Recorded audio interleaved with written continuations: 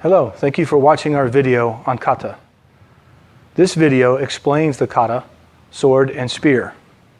Mr. Bustamante, my son, is assisting me today. The first set of moves in the form sword and spear represents an attack from the side. So from this position, if I do nothing, he's going to come in with a left punch and attack into the kidney or the ribs. All right, as that happens, I'm going to step out and do a push-down block. I'm going to follow with a vertical punch to the sternum or the solar plexus, and then I'm going to follow with a rolling back knuckle strike into the face. That will probably hit him in the cheekbone. All right, let's see that again. All right, from this position, 1, 2, 3. Okay, and now at full speed, again. And of course, that is done on both sides in the form. The next section is a technique where the kata gets its name, sword and spear. And this is for a right wild roundhouse punch. This opponent is not even trying to disguise the fact that he's going to attack you. He winds up and swings wildly to take your head off. Mr. Bustamante is going to demonstrate. If I do nothing, that punch is going to come in and crack me right in the jaw. This being an advanced technique, he's going to step straight in as I step in and meet it. I will use a hand sword or chop to the brachial plexus, follow with either a palm in the form it's a spear hand strike into the face and the eyes. As he covers up and he moves backwards, I follow up with a side kick to the chest or the stomach. All right, just a little bit faster. Comes in, 1, 2, 3. All right, and full speed.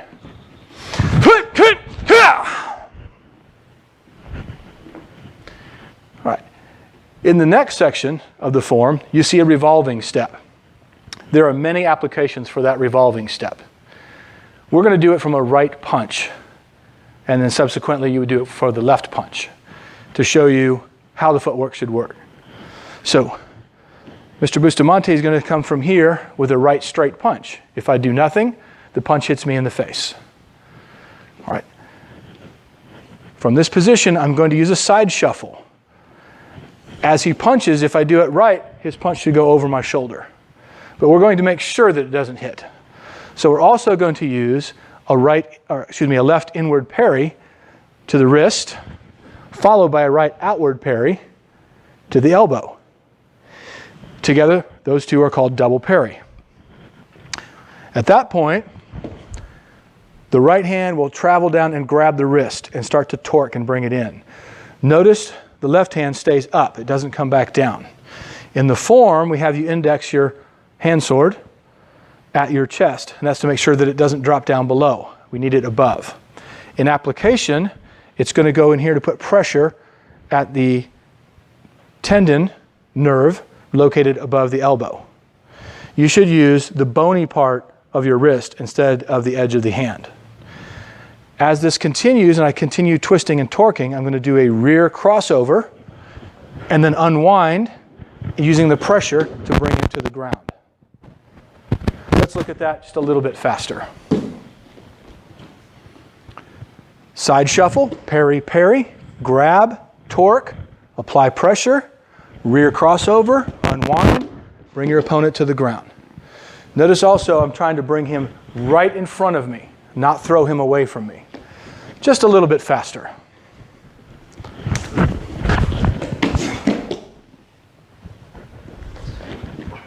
I want to caution you at this point to be very careful about practicing this with someone who doesn't know the technique and doesn't know how to fall to the ground properly.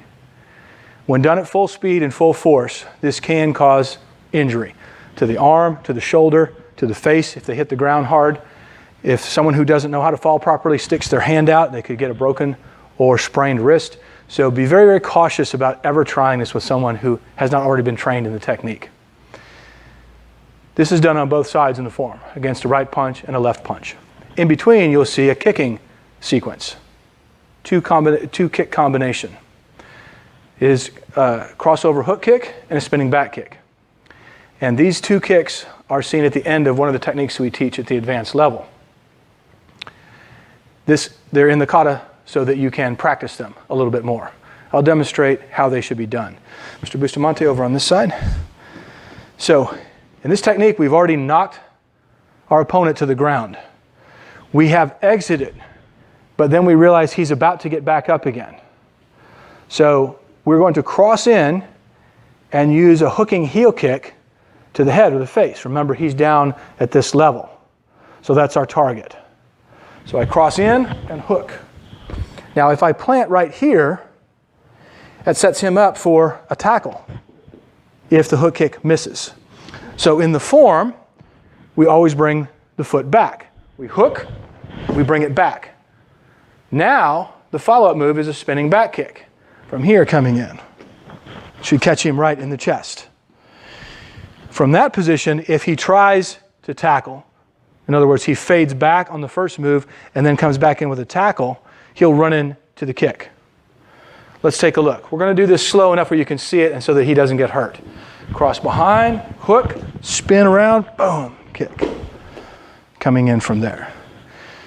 It's also important that you use a spinning back kick and not a spinning side kick for the last move. If I throw a spinning side kick, expecting his head to be right there, but he's already started his tackle, he would have lowered his body. And my side kick might go over his head. Let's take a look. So from here, I cross in, hook, put it down, spinning side kick, and he's already coming in, and now he's going to tackle my standing leg. If you use a spinning back kick, your kick will be coming uphill into his center line. If he's down low, it's actually going to catch him right in the face. So that's why you want to use that sequence. All right. After this sequence of kicks in the form, we do perform the left side of the revolving step. And then the kata ends in horse stance with spear hand strikes. So, Mr. Bustamante, if you would. Now, these are done from a horse stance, and that's to emphasize the hand movements themselves. This shows how the fingertips can be used in a defensive situation. The first are to the eyes. High, high. All right. The second are down a level and a step closer. And this is solar plexus, solar plexus. Notice the arm is not fully extended. The third sequence is one step closer and is done with the palm facing up. And this is under the rib, striking into the internal organs here. This is not a groin strike coming down. It's the wrong angle anyway. All right, from here and here. The next sequence, from behind, shows the use of the elbow with the over-the-shoulder spear hand strike. And this is using the elbow to create borrowed reach. All right, that's going to make him bend forward and impale his eyes on my fingertips. And then, of course, we have the same sequence on the opposite side. To finish, we show the spear hand strikes up into the throat. So from here, the hands join together, drop down to set, and then both hands at the same time. Coming in from here into the throat. Back to the fist cover and close to finish the form. Okay. Remember, the spear hand strikes done with the fingertips are generally only used to soft targets the way we train today. Many years ago, people trained and conditioned their hands for those kind of strikes. Some schools still do. But if you've not conditioned your hands and you try to hit a hard object, you will likely injure your fingers. So use some common sense if you are planning to use these techniques. Generally, we only go to the eyes and then possibly the throat. The other targets are there because historically they were taught and they could be used that way, but they're probably not as practical if you haven't conditioned your hands. Thank you for watching.